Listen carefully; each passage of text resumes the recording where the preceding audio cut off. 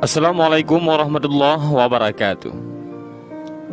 Alkisah, ada seorang konglomerat yang sangat kaya raya menulis surat wasiatnya, yaitu barang siapa yang mau menemaniku selama 40 hari di dalam kubur setelah aku mati, akan aku beri warisan separuh dari harta peninggalanku.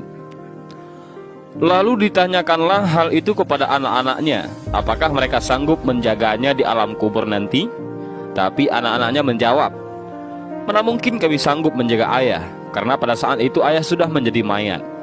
Keesokan harinya dipanggillah semua adik-adiknya, dan beliau kembali bertanya, "Adik-adikku, sanggupkah di antara kalian yang menemaniku di dalam kubur selama 40 hari setelah aku mati nanti?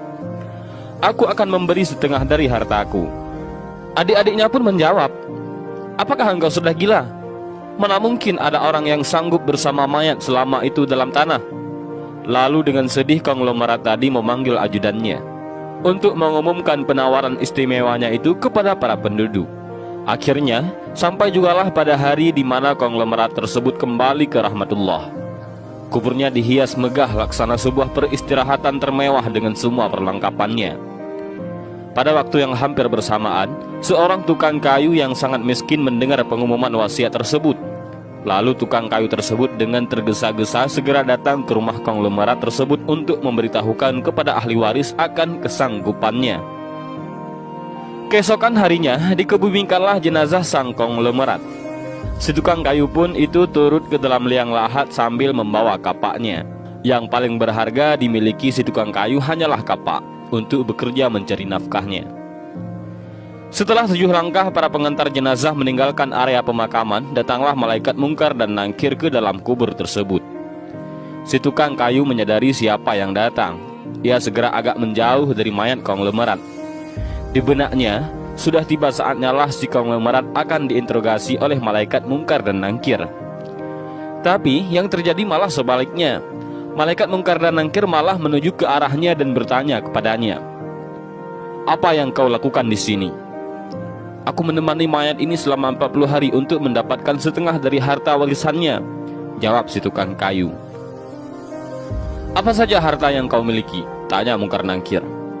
"Hartaku cuma kapak ini saja, untuk mencari rezeki," jawab si tukang kayu.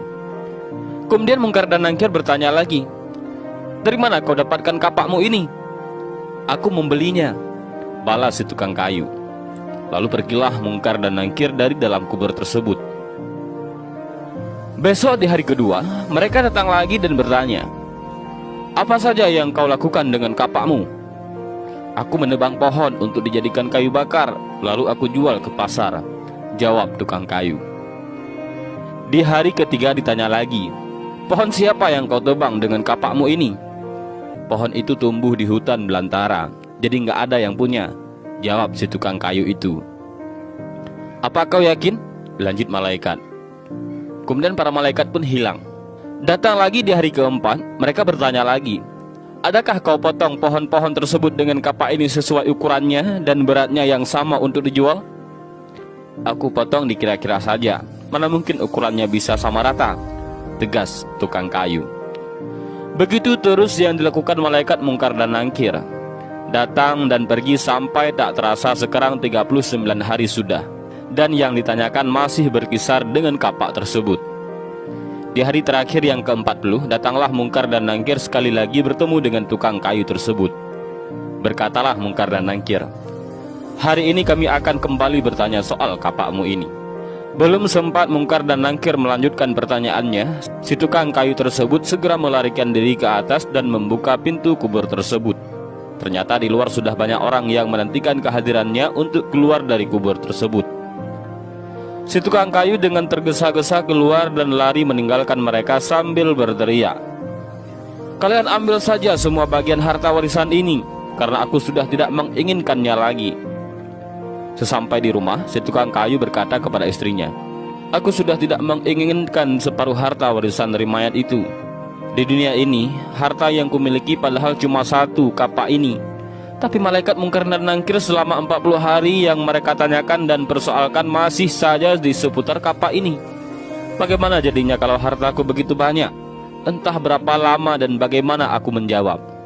Dari Ibnu Mas'ud radhiyallahu an dari Nabi Muhammad sallallahu alaihi wasallam bahwa beliau bersabda, tidak akan bergerak tapak kaki anak Adam pada hari kiamat hingga ia ditanya tentang 5 perkara, yaitu umurnya untuk apa dihabiskannya, masa mudanya kemana dipergunakannya, hartanya dari mana ia memperolehnya dan kemana dibelanjakannya, ilmunya sejauh mana diamalkan. Hadis riwayat Tirmizi. Dan inilah sedikit kisah tentang seseorang kaya yang meninggal dunia dan ia ingin ada orang yang menemaninya selama 40 hari di dalam kubur dengan imbalan separuh hartanya. Namun orang yang berhasil melakukan tugas tersebut malah tidak menginginkan harta si orang kaya itu. Dan mudah-mudahan kisah singkat ini bermanfaat bagi kita semua. Amin ya rabbal alamin. Wallahu a'lam bishawab. Assalamualaikum warahmatullahi wabarakatuh.